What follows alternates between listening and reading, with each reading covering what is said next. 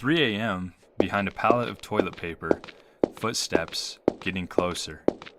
Hold on. Let's back up. So back in 2014, a 14-year-old kid in Texas built two actual hideouts inside a Walmart. One behind a wall of stroller boxes, another behind a stack of toilet paper. He had a bed set up with snacks stashed away, and he even carved a hole through the wall of the drink aisle so he could grab juice without walking through the main floor. He kept a fish from the pet section, apparently just for company to not be lonely, and he changed clothes every few hours so employees wouldn't clock the same kid twice. He lasted 2.5 days before he got caught. It was not cameras, it wasn't staff noticing a pattern, it was trash. He got sloppy with his own trash, and that's what gave him away. You've thought about it before though, right? Don't lie. Standing in Costco right around closing, watching an employee walk over to lock the doors, and for half a second, you're just standing there wondering, could I just stay here? And then you start to think about it more, and it kind of sounds like the dream life, right? Free samples forever, no more judgment, no matter how many times you loop back past the same sample cart like you've never seen it before. And the building is just, it's the size of an airport hangar, stacked with basically everything a person could ever need, including, a kayak, a ice cream maker. There's just endless possibilities here. So Costco has heat, AC, a mattress display that is always somehow softer than your actual bed, and nobody would ever be charging you a dime in rent. So you could set up a camp inside some patio furniture that's nicer than anything in your actual apartment or home. You could fall asleep every night under a television bigger than your childhood living room. For about a week, this genuinely sounds like the best life decision anyone's ever made, right? So let's actually look at this deeper and answer it. Could you pull this off?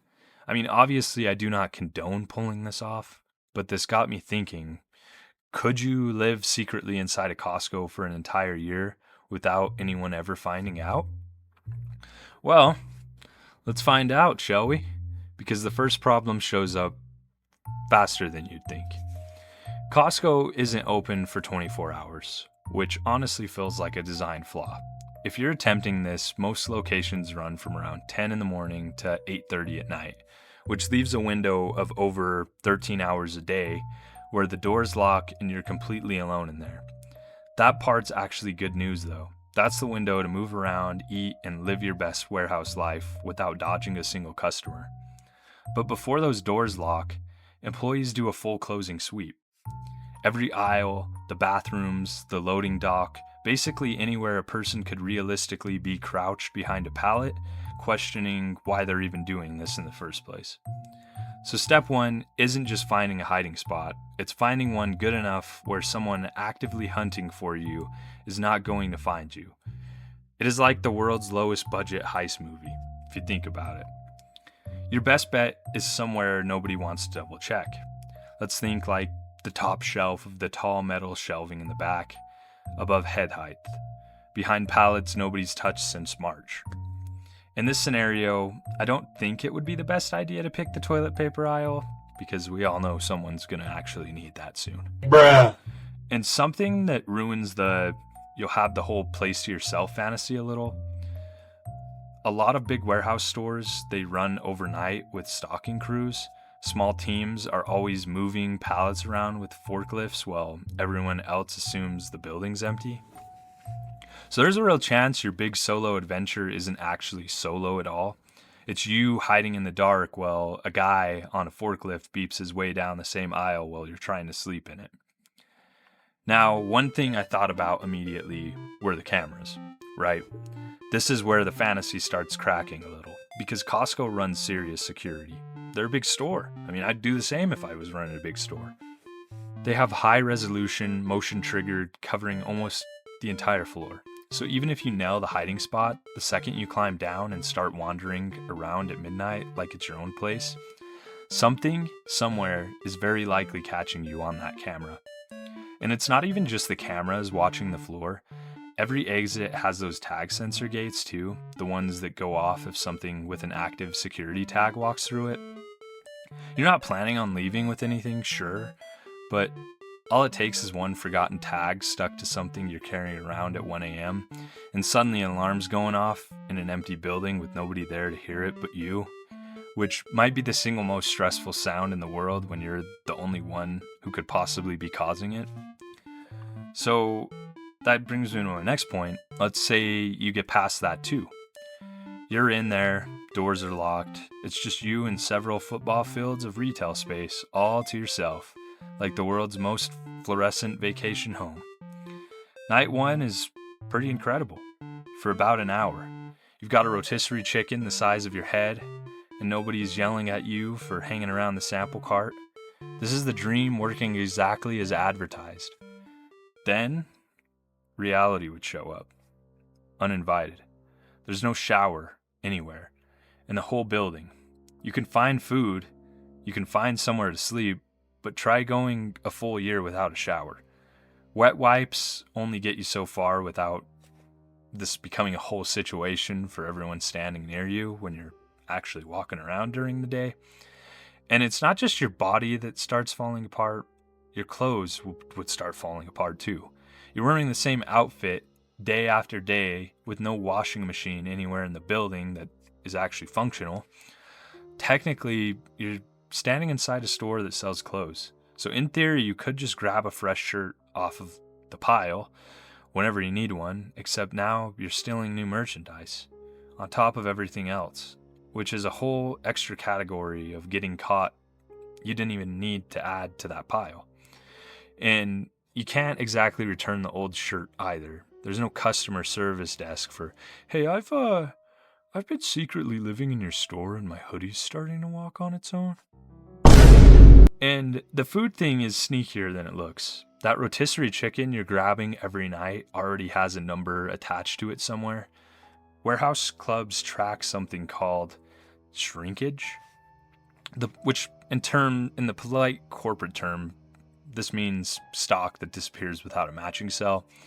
If food starts vanishing at a rate the numbers don't explain, somebody in inventory would eventually notice that the math just isn't mathing.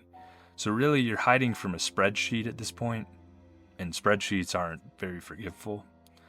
So let's say you make it a weekend, right? Hiding spots dialed in, rationing's under control. You're surviving on wet wipes and just pure stubbornness. Then you hit the next wall, and it's a boring one. Same employees, every single day, same overnight crew stocking shelves, same manager, same walkthrough, same time. It's like clockwork. Humans notice patterns without even trying to. And a pattern breaking is exactly the kind of thing that sets off somebody's internal alarm. A door that's cracked open when it wasn't yesterday, a gap on a shelf that looks off, a manager who just got a weird feeling walking past aisle 9, the same way a mom somehow always knows something's off. Cameras aren't even the real threat here. One employee getting a hunch they can't even explain on a random Tuesday is all it takes. Time itself starts slipping too, and that one sneaks up on you.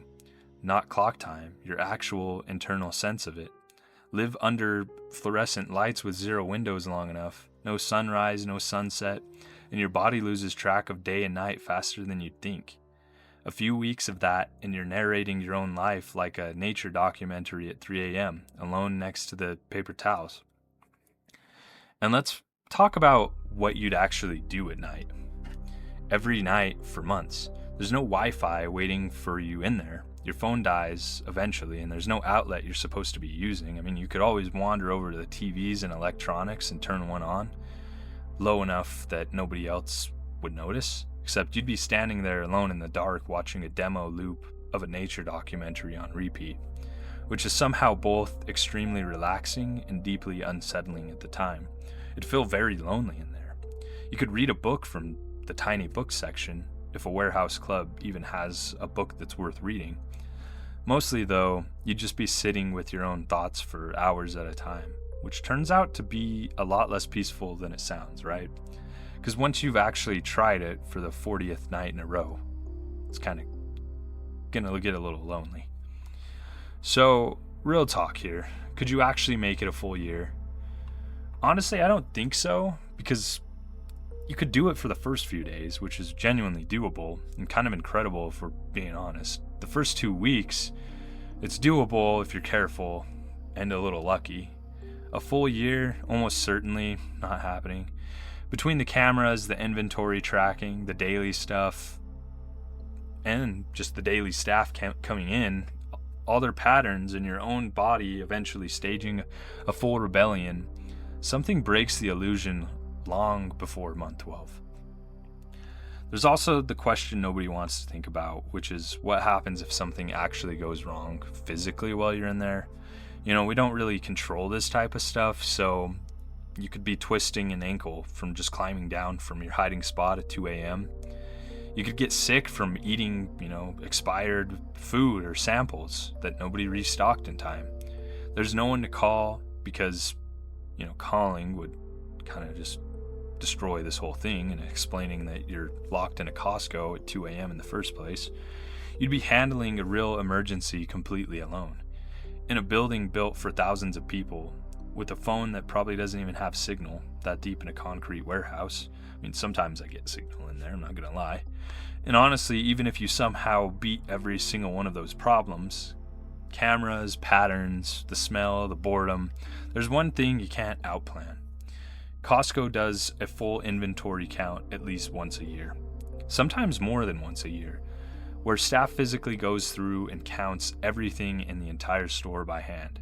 That's not a system quietly humming in the background anymore. That's dozens of actual employees combing every single aisle at once, specifically looking for anything that doesn't add up. If you've made it that far without getting caught, inventory day is where the universe would finally collect you.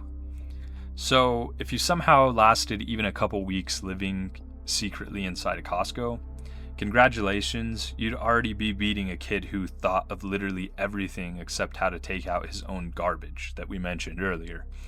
However, that kid we mentioned is not the only one that's attempted this, obviously. A guy in Florida once managed 11 days inside an IKEA before anyone caught on, which honestly that sounds impressive until you remember IKEA is just a giant maze, specifically designed to make you lose track of time and your own children. And a comedian actually did this on purpose once, publicly, with a camera crew and everything. And he lasted about 6 days before quietly admitting the whole thing was a lot harder than it looked. Mostly because none of the display bathrooms actually, had plumbing. Which, if you think about it for 2 seconds, makes perfect sense, and also ruins a huge chunk of your master plan immediately. So, I guess I don't think I'd last, but some people could, from the stories that I just told you. But my main question is, would you actually try this if you knew you'd get away with it? Tell me in the comments what you think would get you caught first. I'll see you in the next one.